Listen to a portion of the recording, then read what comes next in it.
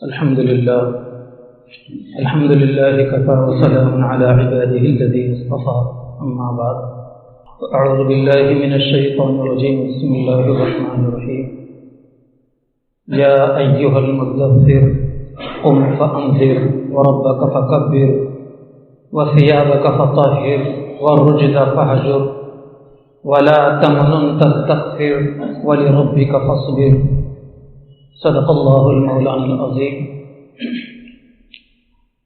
وقال رسول الله صلى الله عليه وسلم أنا خاتم النبيين لا نبي بعدي أو كما قال النبي صلی اللہ علیہ وسلم۔ قابل احترام دینی بھائی عزیز ہو، نبی کریم صلی اللہ علیہ وسلم ایسے زمانے میں مبعوث ہوئے ہیں جس کو زمانے جاہلیت کہا جاتا ہے، جس زمانے کے اندر ہر قسم کی برائی عروج پر تھی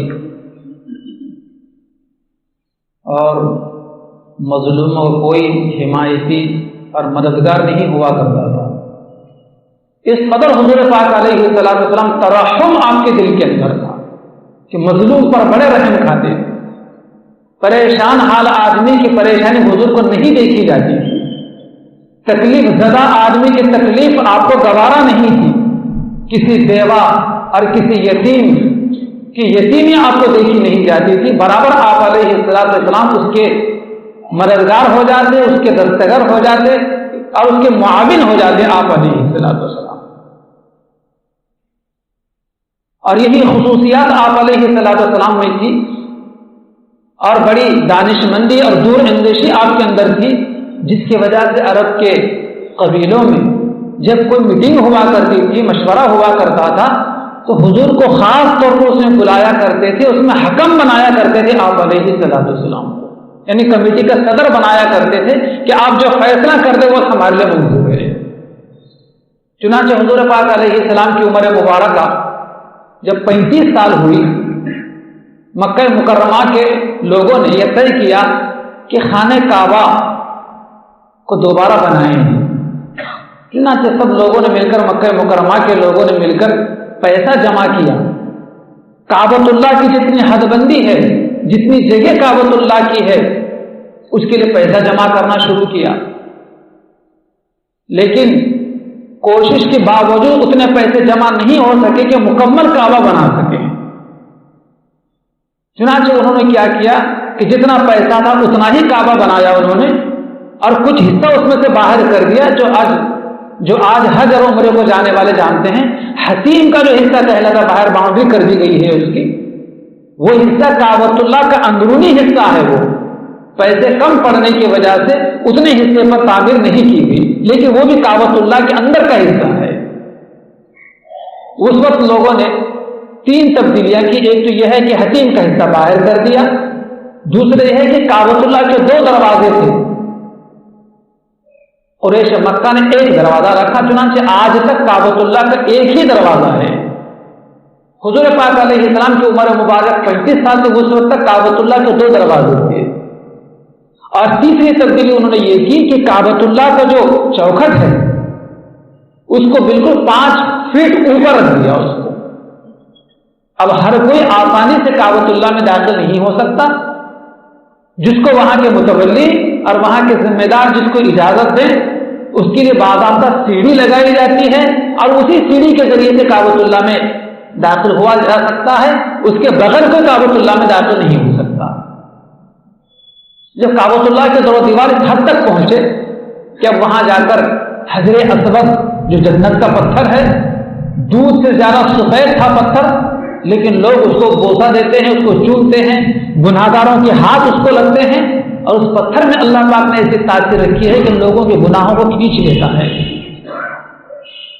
جس کی وجہ سے آج دودھ جیسا صاف اور شفاف پتھر کالا ہو گیا ہے، لوگوں کے گناہوں کو جذب کر کے اور گناہوں کو کھینچ کر کے۔ اسی وجہ سے آج کہا جاتا ہے حجر اسود، حجرون کے معنی آتے ہیں پتھر کے، اور اسود کے معنی آتے ہیں کالے کے۔ جب اس حد تک، اس معیار تک دیواریں اٹھ گئی، اور وہاں پہنچنے کے بعد اب حجر اسود جو ایک طرف بڑے عزت و احترام سے اٹھا کر رکھا گیا تھا، وہاں دیوار میں نصب کرنے کا موقع آیا۔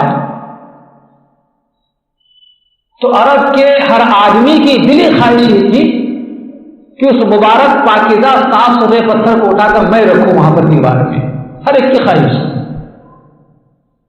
یہاں تک کہ تلواریں نکل گئی، جنگ چھڑنے کا موقع آ گیا، حرم محترم میں خون ریزی کا موقع آ گیا، کیا کیا جائے؟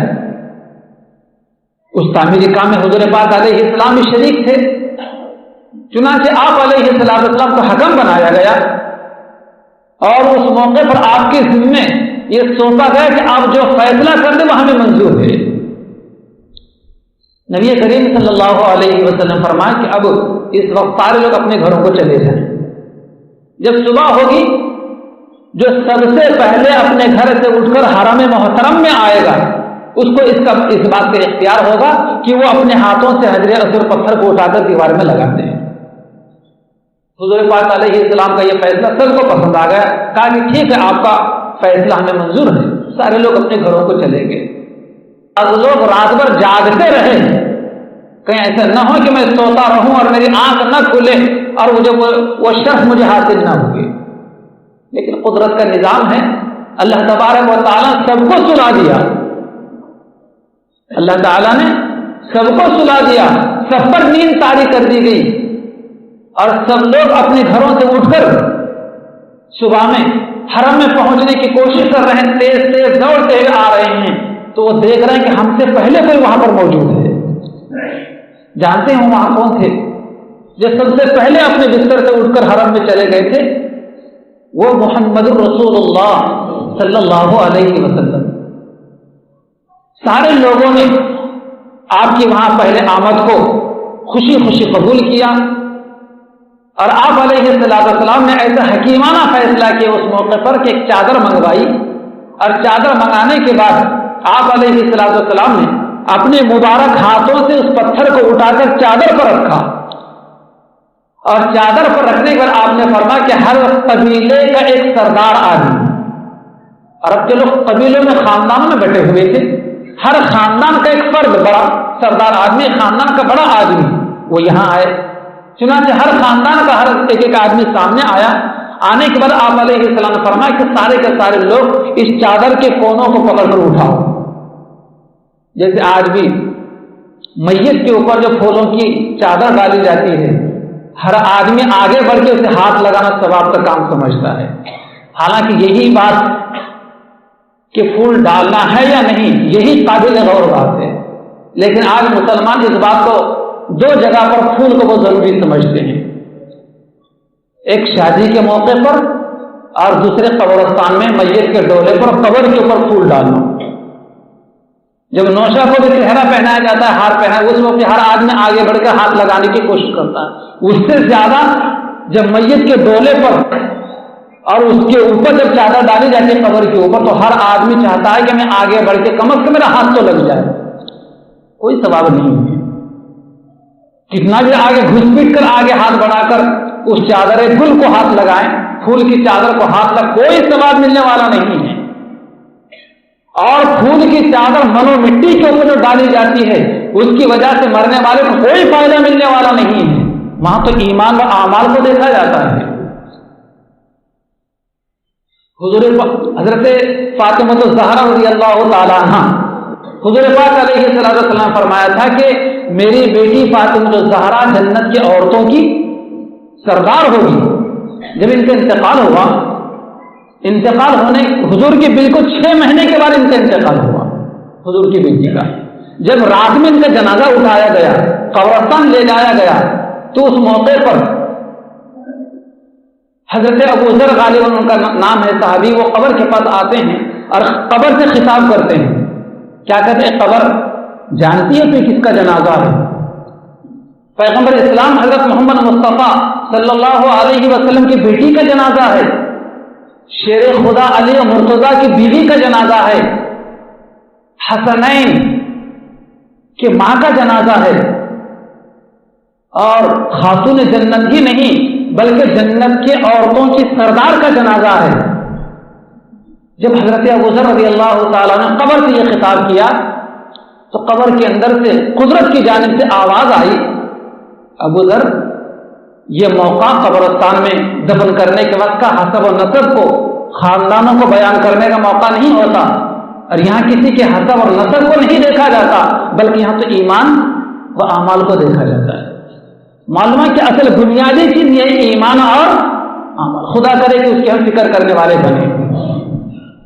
تو میں یہ کہتا کہ پھول کے تعلق سے جو ہے اس سے کچھ حاصل نہیں ہے، بجائے 1500 روپے کی پھول کی جو چادر ڈالی جاتی ہے وہ کسی غریب، کسی بیوہ بے سہارا کے ہاتھ میں آ جائے اور اس کی زبان سے اتنا نکل جائے کہ اللہ تمہارے مرحوم کی مغفرت کر دے، یقین جانے اس کی مغفرت ہو سکتی ہے۔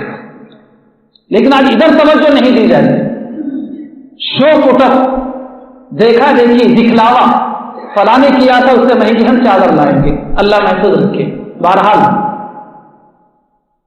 ان سرداروں سے آپ علیہ السلام نے فرمایا کہ چادر کے کونوں کو پکڑو اور اٹھاؤ، اور اٹھائے اور کہا کہ چلو اس طرف دیوار، سب لوگ پکڑ کر 10-15 لوگ اس چادر کو پکڑ کر، جس میں حجر اسود وہ کالا پتھر رکھا ہوا، سب لوگ آگے بڑھے۔ جیسے دیوار کے قریب پہنچے تو آپ علیہ السلام نے اپنے مبارک دونوں ہاتھ آگے بڑھائے اور اپنے مبارک ہاتھوں سے اٹھا کر دیوار میں لگا دیا۔ کوئی تلوار نہیں چلی، کوئی خون ریزی نہیں ہوئی، لیکن ایسی دانش مندی کا فیصلہ آپ نے کیا اور ایسی دور اندیشی سے آپ نے کام کیا کہ جس کی وجہ سے جھگڑا بھی ٹل گیا، سب لوگ راضی بھی ہوئے اور پتھر جہاں کا وہاں نصب بھی ہو گیا۔ دیکھا آپ نے کتنے عظیم پیغمبر ہیں ہمارے حضرت محمد مصطفیٰ صلی اللہ علیہ وسلم۔ دیکھیے آپ کو نبی کیسے بنایا گیا، حضور صلی اللہ علیہ وسلم کو نبی کیسے بنایا گیا۔ حضور پاک علیہ السلام کی عمر مبارکہ 40 سال کے قریب پہنچ رہی ہے، تو آپ علیہ السلام کو خلوت زیادہ پسند تھی۔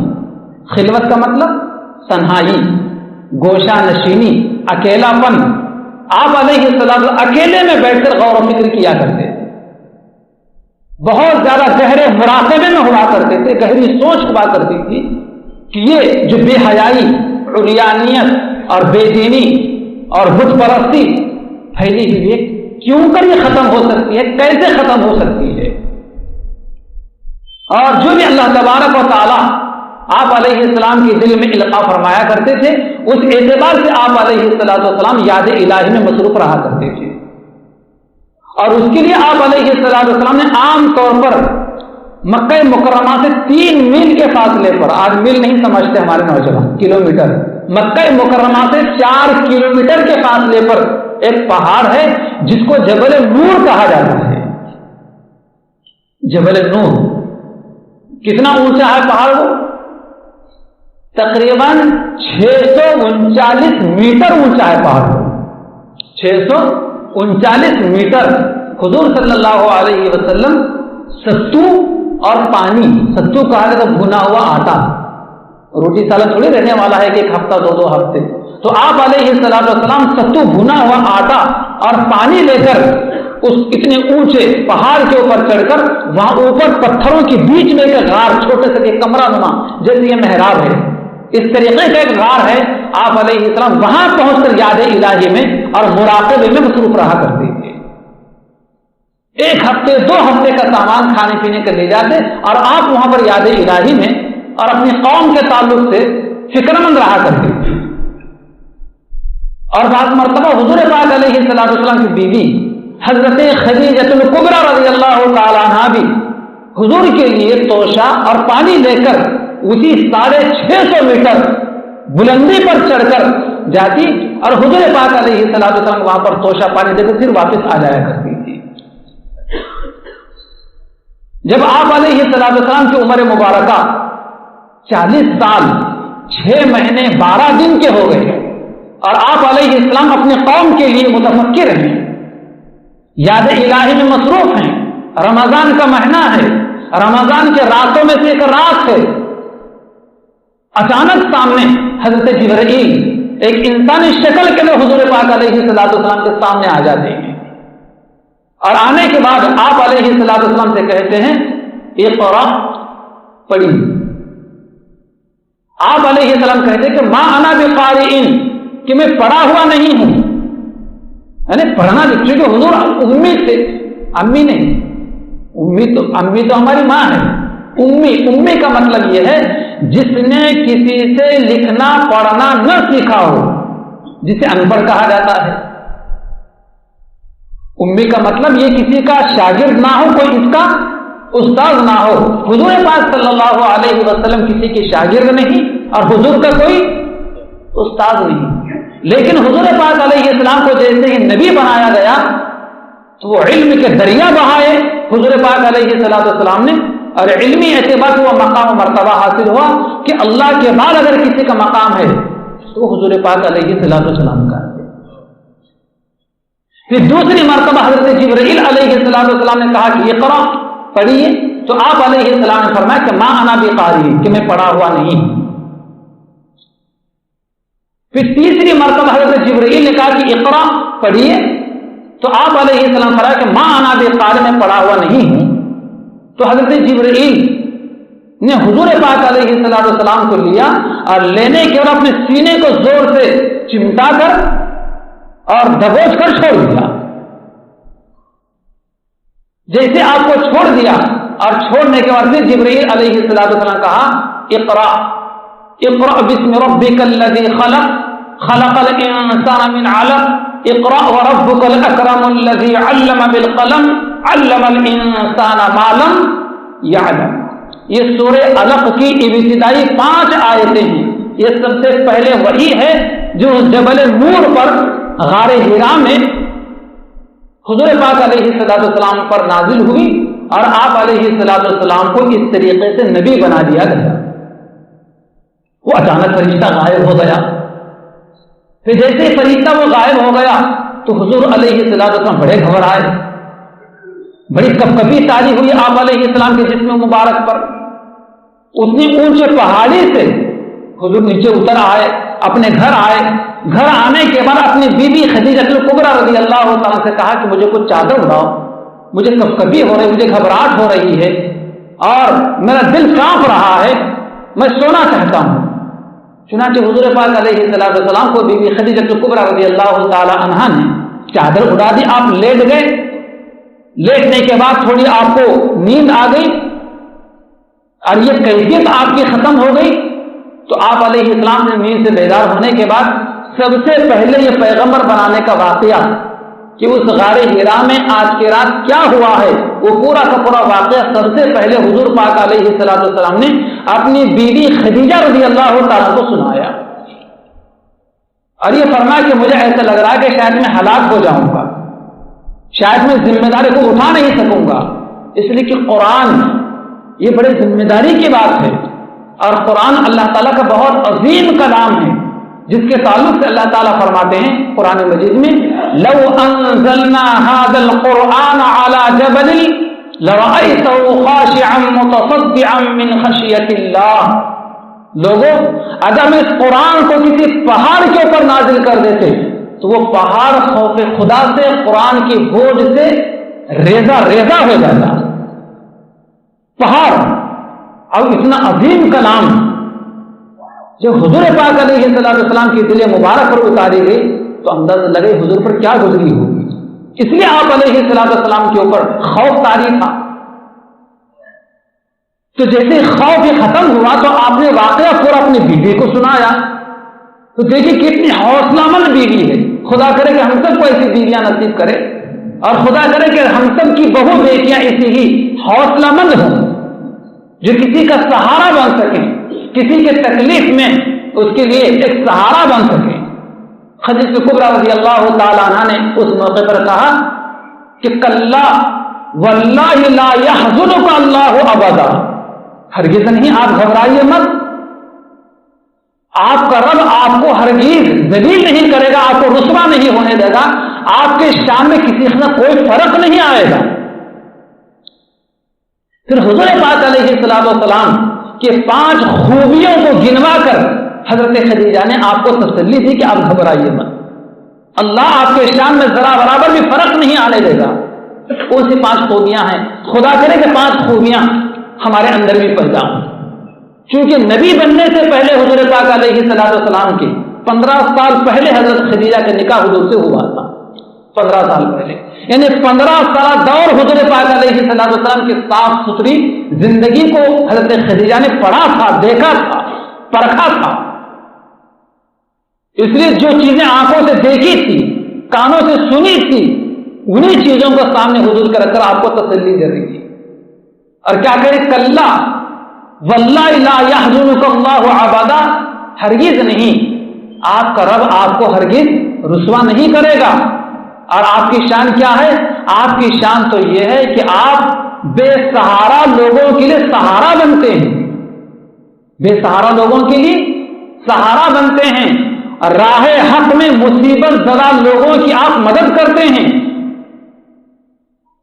اور بیواؤں یتیموں کے لیے آپ معاون بنتے ہیں، مہمانوں کی آپ ضیافت کرتے ہیں، اور لوگ دوسروں کے پاس جا کر مایوس واپس آنے والے کے لیے آپ ہمت و حوصلے کا ذریعہ بنتے ہیں، ان کے آپ معاون بنتے ہیں، ان کے غمخوار آپ بنتے ہیں. جس کی یہ خوبیاں ہوں اللہ اسے کیسے ضائع کرے گا؟ تو مانا کہ یہ بھی کام ہے، یہ بھی دین کے کام ہیں. کسی کی حمایت، مظلوم کی حمایت کرنا، یہ بھی کہا انہوں نے، آپ تو مظلوم کی حمایت کرتے ہیں، تو یہ بھی دین کا کام ہے، کسی مظلوم کی حمایت کرنا، کسی بے سہارا کی مدد کرنا، بیواؤں اور یتیموں کے معاون بننا، مہمانوں کے لیے ضیافت کا انتظام کرنا، اور لوگ دوسروں کے پاس سے جا کر مایوس واپس آ رہے ہوں تو ان کی مایوسی کو ختم کرنا، یعنی ان کی حوصلہ مندی کرنا، یہ بھی دین کا کام ہے. چنانچہ یہ خوبیاں اور یہ کمالات حضرت خدیجہ الکبریٰ رضی اللہ عنہ گنوا کر اپنے شوہر حضور پاک علیہ السلام کو لے کر اپنے چچازاد بھائی ورقہ ابن نوفل کے پاس گئی. ورقہ ابن نوفل اس زمانے بہت بڑے عیسائی تھے اور انجیل کے بڑے ماہر زبردست و عالم تھے، اور آسمانی کتابوں کو پڑھے ہوئے تھے. اور ان کے پاس اپنے چچازاد بھائی کے پاس لے گئی اور کہا کہ بھائی جان، یہ آپ اپنے بھتیجے پر کچھ حالات آئے ہوئے، ان کی کیفیت کو سنی، کیا کہتے ہیں؟ چنانچہ ورقہ بن نوفل اپنے بڑھاپے کی وجہ سے نابینا ہو چکے تھے، لیکن بڑے انجیل کے ماہر تھے، وہ آسمانی کتابیں پڑھے ہوئے تھے. کہا کہ بھتیجے سناؤ، کیا واقعہ آپ کے ساتھ پیش آیا؟ تو آپ علیہ السلام نے پورا کا پورا واقعہ جو غار حرا میں پیش آیا تھا حضرت جبرائیل کے ساتھ پورا سنا دیا. ورقہ بن نوفل نے کہا کہ اوہو، یہ تو وہی فرشتہ ہے، یہ تو وہی ناموس ہے جو حضرت موسیٰ و عیسیٰ کے پاس آیا کرتا تھا. آپ تو اللہ کے نبی ہیں، آپ تو اللہ کے نبی ہیں. کاش میں اس وقت تک زندہ ہوتا جب آپ کی قوم یہاں سے آپ کو نکال باہر کرے گی. نبی کریم علیہ السلام فرمایا، کیا میری قوم مجھے مکہ سے نکال باہر کرے گی؟ تو ورقہ بن نوفل نے کہا کہ ہاں، جتنے بھی حق کا پیغام لے کر آیا ہے ان کی قوم نے ان کے ساتھ میں یہی سلوک کیا ہے. پھر ورقہ بن نوفل نے یہ بھی کہا کہ میں اگر آپ کا وہ زمانہ پاتا کہ لوگ آپ پر زیادتی کرتے تو میں آپ کا حمایتی بنتا اور میں آپ کی مدد کرتا. لیکن اس واقعے کے چند ہی دنوں کے بعد ورقہ بن نوفل کا انتقال ہو گیا. پھر گھر آنے کے بعد آپ علیہ السلام تو کچھ دنوں کے لیے وحی کا سلسلہ موقوف رہا. آپ علیہ السلام غار حرا سے ایک دن واپس آ رہے ہیں. آپ علیہ السلام نے اپنے کان میں یہ آواز سنی، یا محمد انک رسول اللہ، اے محمد آپ تو اللہ کے رسول ہیں. آپ نے آگے دیکھا، کو نظر کوئی نہیں آ رہا ہے، پیچھے دیکھا کوئی نہیں آواز دینے والا، دائیں دیکھا بائیں دیکھا آواز دینے کوئی نظر نہیں آ رہا ہے. تو آپ نے اپنے مبارک نگاہ کو اٹھا کر اوپر دیکھا. جیسے آپ نے نگاہ اٹھا کر اوپر دیکھی تو آپ علیہ السلام کیا دیکھتے ہیں کہ وہی فرشتہ جو آپ سے چند دن پہلے غار حرا میں آ کر مجھے سینے سے لگا کر دبوچا تھا اور اللہ کا پیغام سنا کر گیا تھا، کرسی پر آسمان زمین کے درمیان بیٹھا ہوا ہے. اور اس نے سب سے پہلے خطاب کیا کہ یا محمد انک رسول اللہ، اے محمد آپ اللہ کے رسول ہیں. حضور فرماتے کہ میں پھر وہی کیفیت ڈر کی اور دہشت کی میرے اوپر طاری ہوئی. میں جلدی سے گھر آیا اور گھر آنے کے بعد پھر میں اپنے بیوی سے کہا کہ مجھے مجھے چادر اڑا دی جائے، میں کچھ دیر کے لیٹنا چاہتا ہوں. جیسے آپ علیہ السلام چادر اوڑھ کر لیٹ گئے، جبریل حاضر ہو گئے گھر میں. حضرت جبرائیل حاضر ہو گئے اور جس حال میں آپ علیہ السلام کو جبرائیل نے پایا، کون سی حالت تھی؟ چادر اوڑھ کر حضور لیٹے ہوئے ہیں. اسی حال میں جبرائیل حاضر ہوئے اور اسی حال کو خطاب کرتے ہوئے جبرائیل نے کہا یا ایھا المدثر، وہ کملی میں لٹے ہوئے، چادر میں لٹے ہوئے، کھڑے ہو جاؤ، اب سونے کا وقت نہیں ہے. قم فانذر، کھڑے ہو جاؤ اور اب اللہ سے ڈراؤ لوگوں کو. کفر کرو گے، شرک کرو گے، نافرمانی کرو گے تو اس رب ذوالجلال کا عذاب بڑا سخت عذاب ہے. وَرَبَّكَ فَكَبِّرْ، اور اپنے رب کی بڑائی بیان کرو. وَرَبَّكَ فَكَبِّرْ، کبر یکبر تکبیر کے معنی بڑائی بیان کرنا. وَرَبَّكَ فَكَبِّرْ، اور اپنے رب کی بڑائی بیان کرو کہ اس کی سوا کوئی دنیا کے اندر بڑا نہیں ہے. عظمتوں کے لائق وہی ہے، کبریائی اسی کی ہے، حمد و ثنا اسی کو زیب دیتی ہے. وَثِيَابَكَ فَطَهِّرْ، اور آپ اپنے کپڑوں کو پاک رکھیے، طہارت رکھیے. نبی کریم علیہ السلام کہنے کا مطلب قوم کو بھی تعلیم دینا ہے. اور وہ ہے کہ وَثِيَابَكَ فَطَهِّرْ، کہ صاف ستھرے رہیے، اپنے کپڑوں کو پاک و صاف رکھیے. گویا کہ رہتی دنیا تک انسانوں کو بالکل ابتدائی اسلام کے دنوں میں تعلیم دی گئی صفائی اور ستھرائی کی. تنظفوا فإن الاسلام نظیف، کہ لوگوں صاف ستھرے رہو، اس لیے کہ اسلام صاف ستھرا مذہب ہے. لیکن آج مسلمان محلے پہچانے جاتے ہیں گندگیوں سے.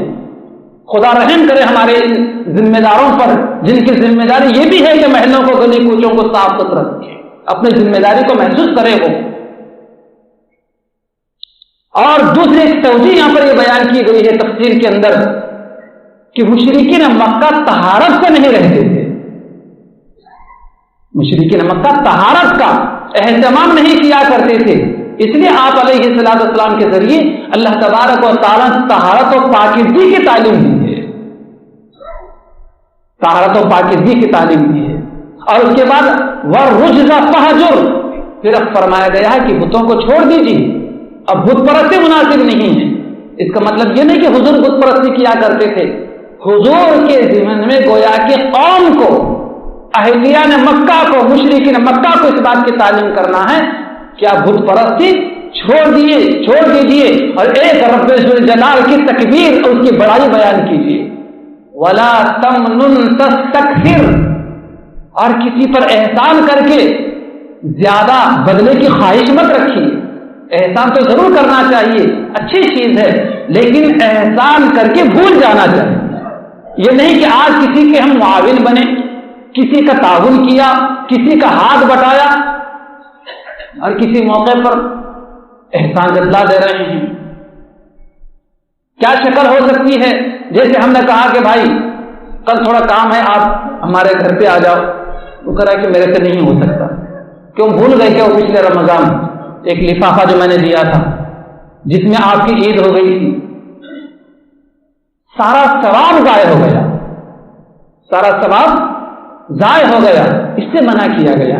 کسی پر احسان ضرور کرو، بڑا اجر و ثواب کا کام ہے، لیکن اگر وہ نہ آتا ہے چھوڑ دو، لیکن احسان یاد مت دلاؤ، اسے شرمندہ مت کرو. اس لیے احسان تو ضرور کرنا چاہیے، لیکن احسان کا کبھی یاد دلا کر اس کو غریب کو، بیچارے کو کبھی شرمندہ نہیں کرنا چاہیے. ولا تمنن تستکثر.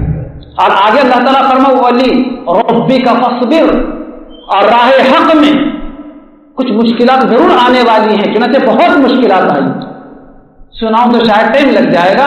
بہت مشکلیں آئی، بڑی پریشانیوں کا سامنا آپ علیہ السلام کرنا پڑا. تو پہلے ہی آپ علیہ السلام کو فرمایا گیا ولی ربک فاصبر، راہ حق میں ضرور مصیبتیں مشکلیں آئیں گی، تو آپ اپنے رب کے لیے کیا کیجیے؟ صبر کیجیے. اس طریقے سے نبی کریم علیہ السلام کو نبی بنایا گیا. یہ پیغام جیسے ہی مکمل ہوا، پہلے غار حرا میں 5 آیتیں اور دوسری مرتبہ کملی میں لکھتے ہوئے تھے اس وقت 7 آیتیں. جیسے ہی آپ علیہ السلام نے حضرت خدیجہ کو سنائی تو خدیجہ نے کہا کہ بالکل اس رب کی کبریائی بیان کرتی ہوں، اور سب سے پہلے آپ کی بیوی مسلمان ہوگی. انسانی تاریخ میں سب سے پہلے مسلمان ہونے کا صحرا اگر کسی کے سر جاتا ہے تو وہ خاتون کے سر جاتا ہے جو حضور کی بیوی تھی، جن کا نام خدیجۃ الکبریٰ رضی اللہ تعالیٰ ہے۔ آپ کے جگری دوست کو آپ نے یہ واقعہ سنایا تو حضرت ابوبکر صدیق رضی اللہ عنہ کے بہت گہرے جگری دوست تھے، بلا کسی جھجک کے وہ مسلمان ہو گئے، غور و فکر بھی نہیں کیا، سوچتا ہوں نہیں، اسی مجلس میں بولتے برابر۔ پھر آپ نے اپنے چچادہ بھائی جو بعد میں حضور کے داماد بھی بنے ہیں حضرت علی مرتضیٰ کو سنایا تو وہ بھی فوراً مسلمان ہو گئے، اور آپ نے پھر حضرت زید بن حارثہ کو سنایا تو وہ بھی مسلمان ہو گئے۔ گویا کہ سب سے پہلے مسلمان ہونے والے عورتوں میں خدیجہ کا نمبر، سب سے پہلے مسلمان ہونے والے مردوں میں حضرت ابوبکر کا نمبر پہلا، اور بچوں میں سب سے پہلے مسلمان ہونے والوں میں حضرت علی کا نمبر، اور غلاموں میں سب سے پہلے اسلام قبول کرنے والوں میں نمبر حضرت زید کا۔ اللہ تعالیٰ سے دعا ہے کہ اللہ پاک ہمیں شریعت مصطفیٰ کو سمجھ کر اس کے مطابق عمل کرنے کی توفیق عطا فرمائے۔ آمین۔ وآخر دعوانا ان الحمد للہ۔